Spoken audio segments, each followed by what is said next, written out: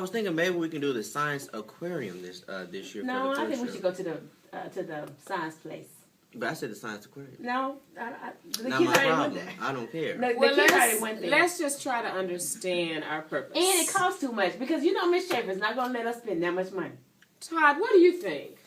You know what? You guys aren't even listening to me. I want to go to the rodeo. So, you know what? He You said guys not his just keep problem. walking. Well, I said science aquarium because we went last I'm the year. team leader. I think we shouldn't go. Well, I think we should go. The students really enjoyed it last year.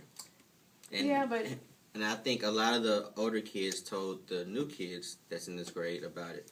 You know, are really looking forward to the science aquarium. You know, both of you all really have good ideas. What do you think, Todd? Well, I think the rodeo really matches our teaks, and it really connected to some of the student learning we've done before. So I think it'd be a great idea. Also, they give you a free hot dog, and they interact with other cowboys, and you get to try on some boots, and it's really kind of a cool idea. So that's just what I think. I like boots. I love hot dogs. We'll see what happens. Okay.